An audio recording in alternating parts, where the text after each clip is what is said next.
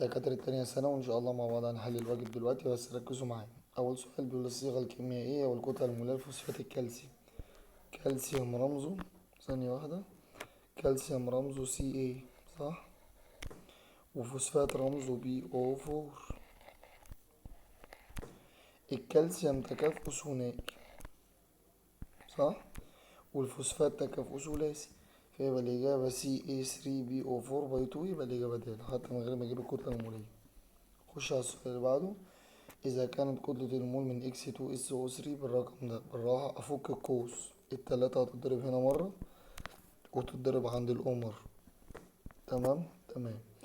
يلا بينا، أدي الX2 زائد تلاتة في S يبقى S3، زائد تلاتة في أربعة يبقى ب12، يبقى الأو دي ب12.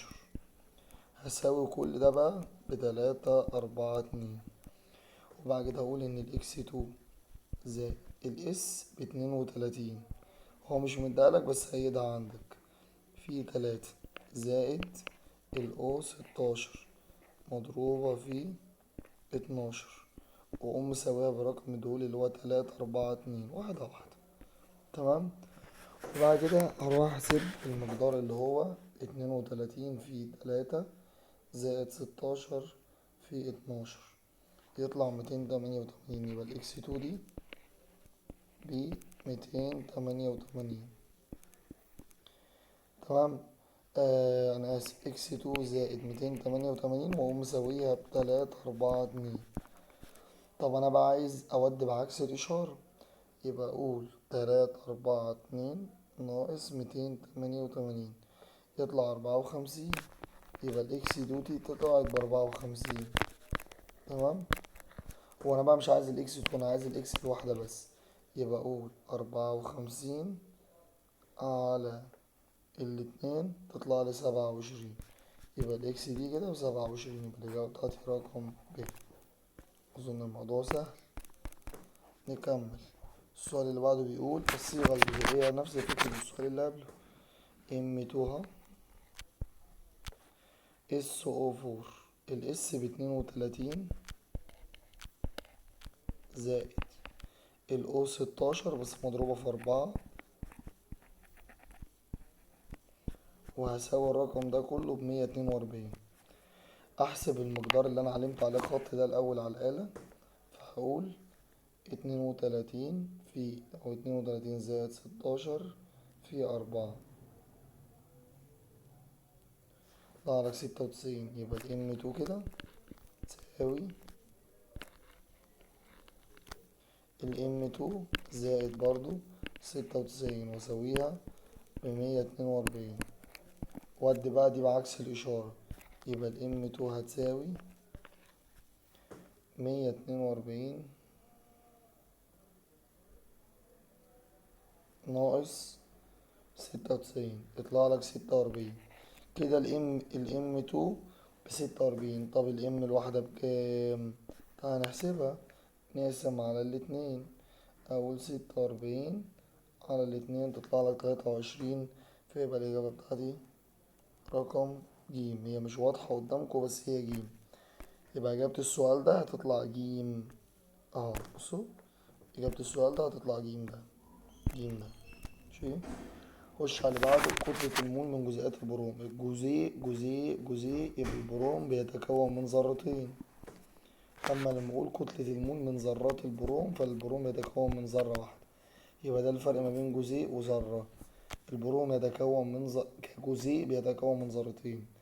أما هو عايز في فرق ما بين جزيء وذرة. الجزيء بيتكون من مجموعة من الذرات، فالجزيئات البروم BR2، أما ذرات البروم BR بس. فهنا واضح إن ده 2 وده 1، إذا ده ضعف ده، يبقى الإجابة بتاعتي رقم ألف. السؤال اللي بعده. مركب صيغته X3BO4/2، لسه حالين شبه بالظبط. يلا بينا. هنقول إن الX3 زائد البي، الأول أفك القوس ده خلي بالكم، يعني ده الاتنين هتتضرب هنا وهنا. يلا 2 في بي ب2، زائد 2O في 4 2 في 4 ب8O، وأساوي المقدار ده كله بقى ب358. ماشي. تمام يا مستر. وبعد كده ابدا اعوض واحده واحده. ادي الاكس 3 زائد البي ب31 مضروبة في 2 زائد الأوب 16 مضروبة في 8. ماشي. وأساوي المقدار ده كله برقم الدولي اللي هو 3 5 8 وأحسب الحتة اللي أنا عملت عليها خط ده. ماشي بالراحة واحدة واحدة على الآلة. يبقى أقول 31 في 2 زائد 16 في 8 تطلع لك 190. يبقى الإكس 3 دي زائد 190 هتساوي 3 5 8. ود بعكس الإشارة يبقى 190 أنا آسف 3 5 8 ناقص 190 يطلع لك 168. يبقى الإكس 3 كده ب168. طبعا عايز أجيب الإكس الواحدة يبقى أقسم على كام؟ أقسم على التلاتة. يبقى أقول 168 على التلاتة تطلع لي الإجابة 56. يبقى الإجابة بتاعتي رقم ب. ماشي. لأن هو بيتكرر نفس السؤال بيتكرر أعتقد. يبقى الإجابة بتاعتي رقم ب 56. نخش على السؤال اللي بعده. سؤال بيقول الكتلة المولية لأحد المركبات الكلور والذي صيغته YCl3 هي كالتالي. فإم قال يعبر عن ده برضه نفس فكرة السؤال. أدي واي الCl ب35.5 35.5 مضروبة في كام يا أساتذة؟ مضروبة في 3 وأقوم مساويها برقم الدولك اللي هو 151.5. تمام. وأقول إن الواي هتساوي أقول 35.5 في 3 بحسب المقدار اللي أنا عملت عليه خط الأول. 35.5 في 3 تطلع 106.5. ماشي. 106.5 هتساوي 151.5. ودي الرقم اللي أنا عملت عليه خط ده هناك بعكس الإشارة يبقى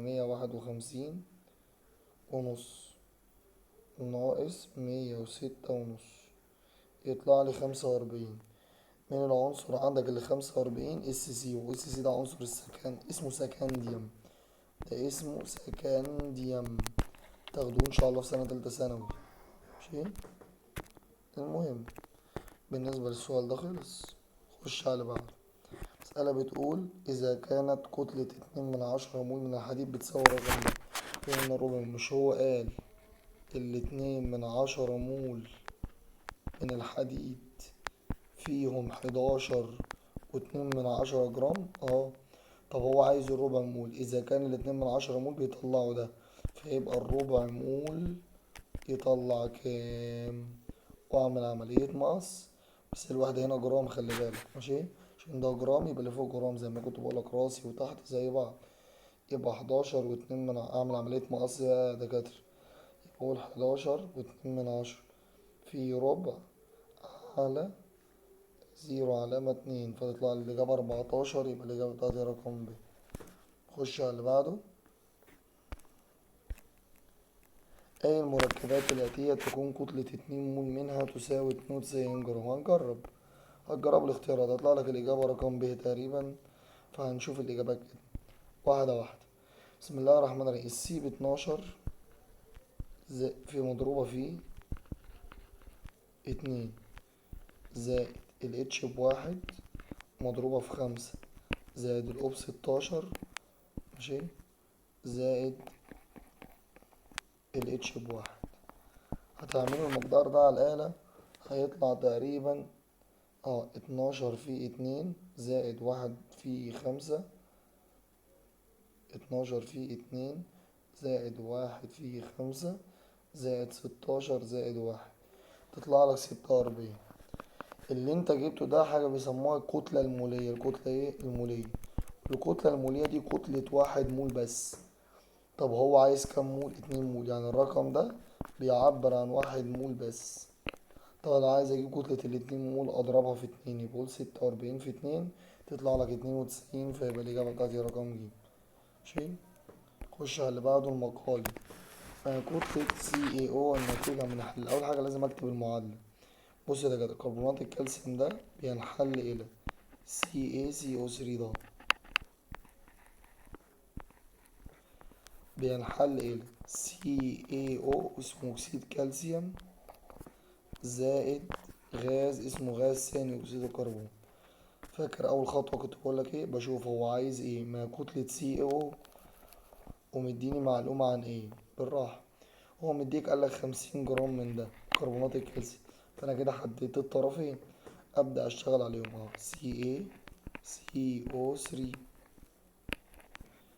هعمل علاقة ما بينه وما بين CaO وأشد كام سهم زي ما اتفقنا، سهمين. الأولاني المعلومة اللي مديهالك قالك 50 جرام من ده، وده قصده علامة استفهام، عايز يحسب الكتلة يبقى علامة استفهام جرام. ده جرام يبقى اللي فوق جرام، ده جرام يبقى اللي فوق جرام، واطلع اجيب الكتلة المولية. تعال نبدأ الأول بده، يلا بينا. اللي أنا عملته علامة صح، السي ب40 زائد السي ب12 زائد الأو 16 مضروبة في 3 تطلع لك 100. اللمة التانية السي ايه ب40 زائد 16 يطلع لنا 56. أعمل عملية مقص ده في ده على ده، فهنقول 100. أنا آسف مبيرجعش، المهم هنقول 50 في 56 على 100، فيطلع الإجابة 28. على فكرة اللي أنا عملت على خط دي الإجابة أساسا. هنشوف برضو ونتأكد، يعني 50 في 56 على 100 يطلع 28 فعلا، يبقى الإجابة 28. أنا بكتب لك الإجابة على جنب عشان لما تطلع لك الإجابة يبقى أنت فاهم إن دي صح. مثال رقم 12، ركزوا معايا كده. بيقول لي عند إمرار بخار الماء على فحم الكوك، عند إمرار بخار الماء على فحم الكوك لدرجة احمرار، كل ده ملوش لأي 30 لازمة. اللي يهمني المعادلة اللي هو عاملها دي مع عدد مولات الغازات الموجودة في حيز التفاعل، يعني اللي هتنتج السي او ده والاتش 2 لما يتفاعل 9 جرام من بخار الماء. ماشي، يبقى هو اداك معلومة عن بخار الماء وعايز ده وعايز ده، خلاص يبقى انا زي الشاطر كده هعمل علاقة ما بين المية والسي اي او، واجيب اول اكسيد الكربون ده لوحده، وهعمل علاقة اللمة التانية ما بين المية والهيدروجين، واجيب الهيدروجين لوحده. هو عايز عدد مولات للناتج، فانت هتجيب ده وتجيب ده وبعد كده تجمعهم مع بعض. اولا اشد كام سهم؟ اشد سهمين. ماشي، المية مديني معلومة عنها انها ب9 جرام، الرقم دول قصده علامة استفهام وقال لي احسب ايه، احسب عدد المولات، يبقى علامة استفهام مول. تمام، ده جرام يبقى اللي فوق جرام، واطلع احسب الكتلة المولية للمية. احسبها على الآلة يلا، 1 في 2 زائد 16 تطلع لك 18. اللمة التانية مول، يبقى اللي فوق برضو لازم يبقى مول.